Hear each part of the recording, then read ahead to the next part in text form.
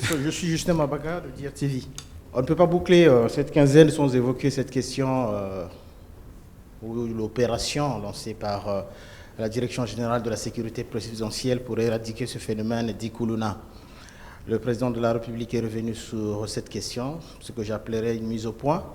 Et quelques jours seulement, nous avons vu les organisations non gouvernementales se monter au créneau, brandir l'effigie, droits de l'homme et les différents accords signés par la République. Que répondez-vous à ces organisations non gouvernementales sur cette opération, je vais le dire, bien appréciée par les Congolais? Alors, vous évoquez l'opération dite Zéro Koulouna qui a démarré depuis quelques semaines dans notre pays. Je me rappelle de notre première quinzaine de l'année 2025. Je crois que 2 d'entre vous avaient posé au ministre de la Communication et des médias. Les 2 questions portaient en gros sur la persistance du phénomène Koulouna et même son augmentation en termes de malfaisance, de nocivité. Et puis, d'après les questions qui avaient été formulées le 4 janvier, si je ne m'abuse, c'était en gros de dire le gouvernement a mis en place des opérations, coup de poing, ceci, cela, et une sorte d'impuissance du gouvernement de la République à gérer ce phénomène et à le réduire depuis tout ce temps-là.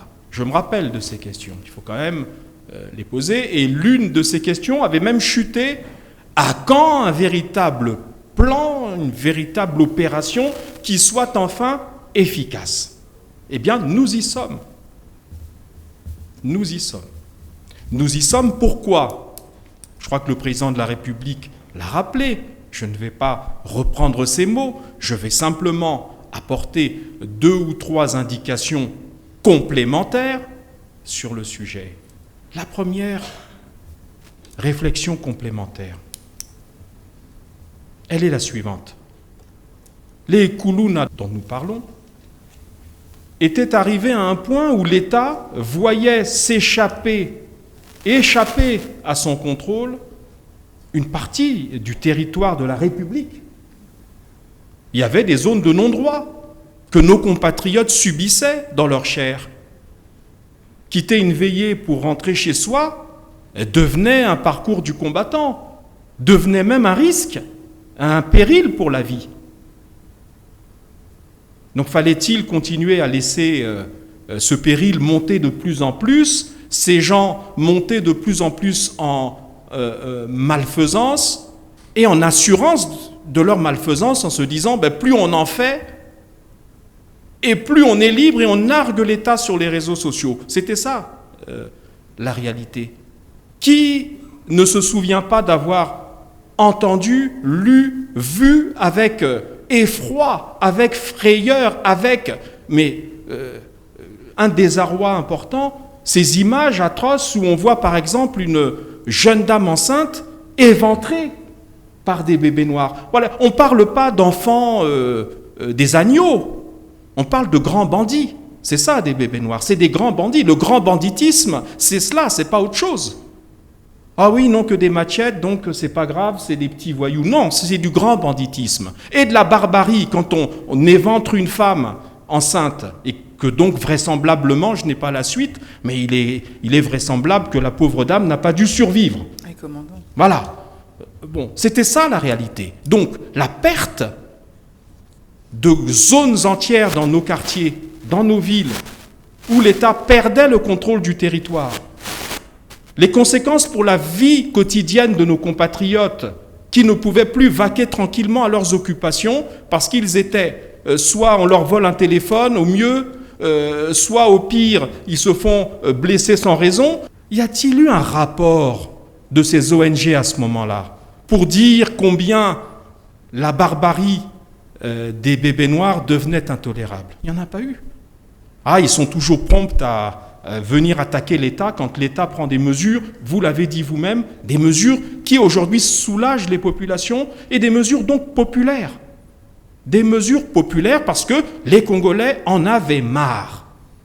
Et le président de la République qui est comptable de l'avenir de nos compatriotes, qui est le père de la nation, a pris cette décision salvatrice qui consistait à dire les deux éléments principaux de la force publique en la matière, c'est-à-dire la police et la gendarmerie, n'y suffisant plus, il fallait donc y adjoindre un autre corps de la force publique, parce que, contrairement à ce que certains, disons, juristes nous disent, la DGSP est un élément de la force publique. Je vous lirai d'ailleurs le décret, les extraits du décret qui organise et permet le fonctionnement de la Direction générale de la sécurité présidentielle tout à l'heure.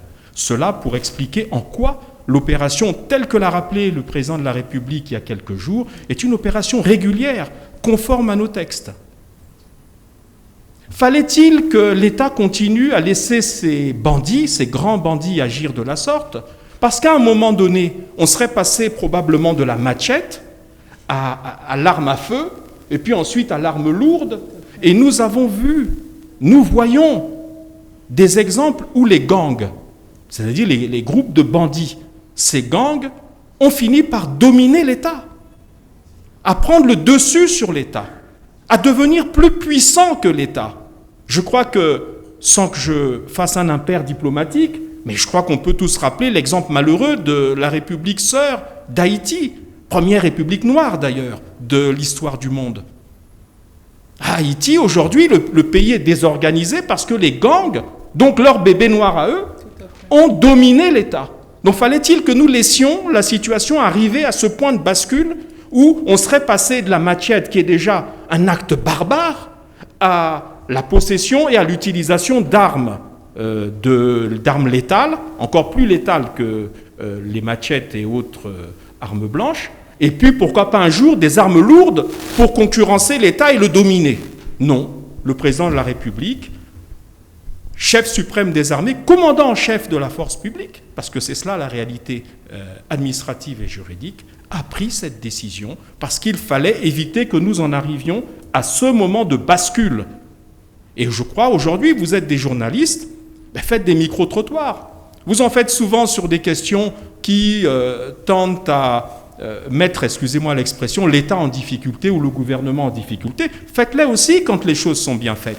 Elles sont bien faites parce qu'aujourd'hui, nos compatriotes sont soulagés et peuvent désormais vaquer à leurs occupations. Tout le monde voit que le soir, il est aujourd'hui possible d'aller à une veillée, d'en sortir en étant serein. Tout le monde sait qu'aujourd'hui, on peut aller manger au restaurant à une certaine heure, en ressortir et rentrer chez soi serein. Tout le monde sait que nos jeunes qui vont effectivement et viennent, parce que ce sont souvent nos jeunes qui sont des noctambules, eh bien, tout cela se passe de manière plus ou moins tranquille et sereine grâce à l'intervention de la Direction générale de la sécurité présidentielle qui s'est ajoutée aux autres corps de la force publique.